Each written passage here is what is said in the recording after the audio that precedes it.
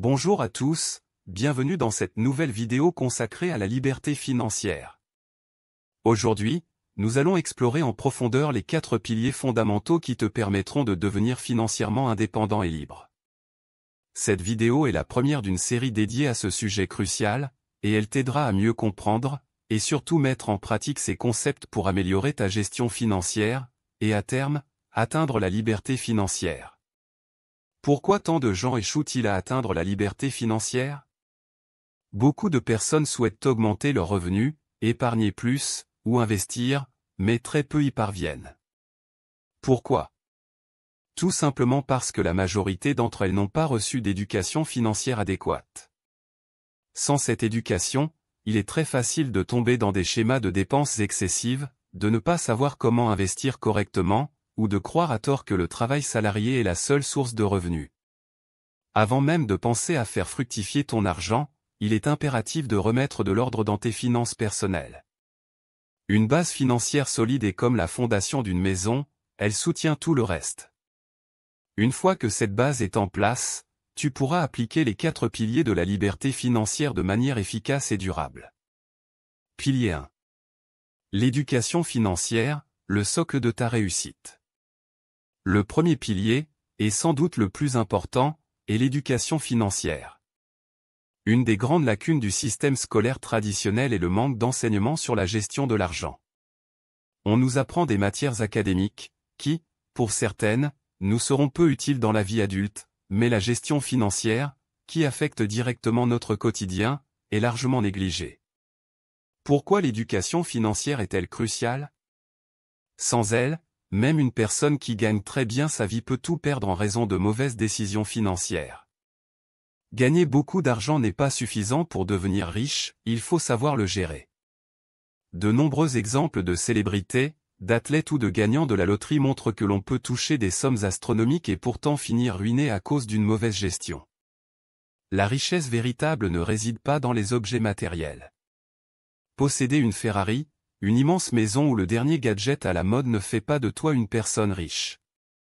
La véritable définition de la richesse est ta capacité à maintenir ton style de vie sans travailler activement, et ce, pour une durée indéfinie.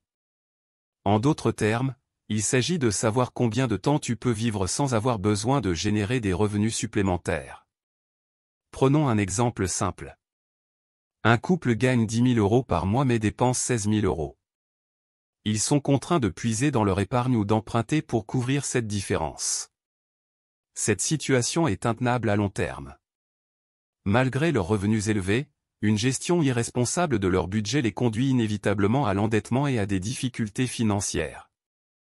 A contrario, une personne gagnant 2 000 € par mois, mais ne dépensant que 800 €, est en bien meilleure santé financière. Elle dispose de marge de manœuvre, peut épargner, et surtout, elle ne dépend pas de l'endettement pour maintenir son niveau de vie. Pilier 2. Actif et passif, maîtriser l'argent qui entre et qui sort. Le deuxième pilier est la compréhension des actifs et des passifs, un concept clé dans la gestion financière. Un actif est tout ce qui génère des revenus supplémentaires. Cela inclut des investissements immobiliers, des actions en bourse ou encore des entreprises. Un actif te permet d'augmenter ton patrimoine en créant des flux financiers positifs. Un passif, en revanche, est tout ce qui te coûte de l'argent sans en rapporter. Il peut s'agir d'une voiture personnelle, de gadgets électroniques ou de vacances financées par un crédit. Ces éléments génèrent des flux financiers négatifs, réduisant ainsi ton patrimoine. Pourquoi est-ce important? La clé de la liberté financière réside dans ta capacité à accroître tes actifs tout en limitant tes passifs. Si tu dépenses tout ton argent dans des passifs, tu te retrouves dépendant de ton salaire pour maintenir ton niveau de vie. À l'inverse, plus tu investis dans des actifs, plus tu te rapproches de l'indépendance financière. Exemple. Si tu achètes une voiture en contractant un prêt, tu crées un passif. Non seulement tu devras rembourser ce prêt, mais tu auras aussi à payer pour l'assurance, l'essence, l'entretien, etc. En revanche, si tu achètes un appartement pour le louer, ce bien immobilier devient un actif. Les loyers perçus chaque mois viendront alimenter tes revenus et pourront être réinvestis dans d'autres actifs. L'objectif ultime est de faire en sorte que tes actifs génèrent suffisamment de revenus pour couvrir tous tes passifs. Lorsque tu atteindras ce point, tu n'auras plus besoin de ton salaire pour financer ton style de vie. C'est à ce moment-là que tu pourras véritablement considérer que tu as atteint la liberté financière. Pilier 3. L'épargne, la discipline qui prépare l'investissement. Le troisième pilier concerne l'épargne. Avant même de commencer à investir, tu dois te constituer une épargne de précaution.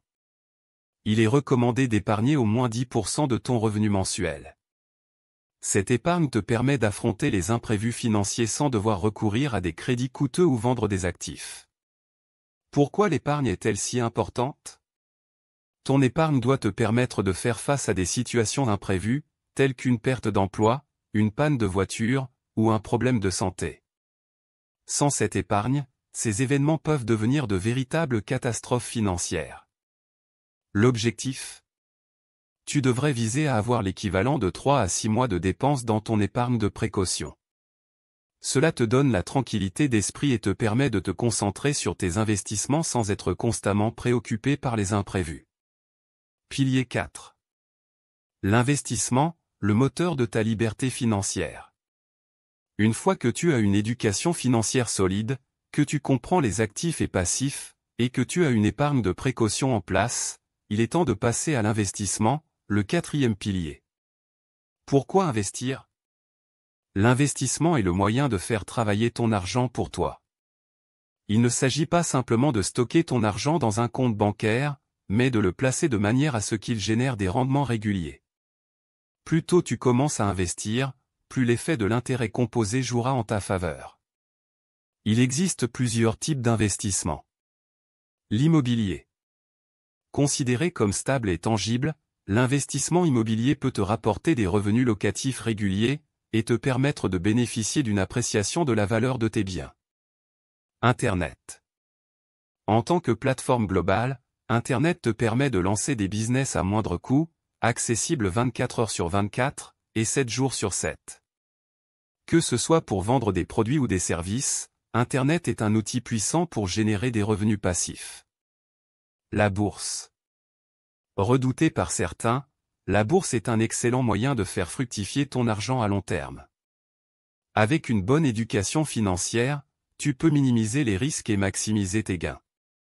Créer ton entreprise. Être à la tête de ta propre entreprise te permet d'avoir un contrôle total sur tes revenus. Lancer un business demande du temps et des efforts, mais les retours peuvent être très élevés si tu réussis à identifier un marché porteur. Le choix de tes investissements doit être réfléchi. Chaque type d'investissement comporte ses propres risques et bénéfices. Par exemple, un placement dans l'immobilier peut t'offrir une stabilité à long terme, tandis que la bourse peut te rapporter plus rapidement, mais comporte aussi plus de risques. Le secret, diversifie tes investissements pour minimiser les risques tout en maximisant les gains. Conclusion, deviens maître de tes finances. Atteindre la liberté financière est un processus qui demande discipline, éducation, et vision à long terme. Il ne s'agit pas simplement de gagner plus d'argent, mais de savoir comment gérer tes revenus, minimiser tes passifs, et accroître tes actifs de manière intelligente. Maintenant que tu connais les 4 piliers essentiels de la liberté financière, prends un moment pour réfléchir à ta propre situation. Quels piliers mets-tu déjà en pratique, et lesquels devrais-tu renforcer? Partage ton expérience dans les commentaires, je me ferai un plaisir de te répondre et de t'aider dans ce parcours. Si mes vidéos vous apportent de la valeur, n'oubliez pas de vous abonner, et d'activer la cloche pour ne manquer aucune nouveauté. Un pouce bleu, et vos commentaires, sont également des moyens simples mais puissants, de m'aider à développer la chaîne et à toucher plus de personnes, qui comme vous, cherchent à prendre en main leur avenir financier. Je vous invite donc à rejoindre cette aventure, à échanger, à poser des questions, et à partager vos propres expériences. Ensemble, nous pouvons progresser, apprendre, et surtout, atteindre cette liberté financière à laquelle nous aspirons tous. À très bientôt pour de nouvelles vidéos, et de nouveaux partages.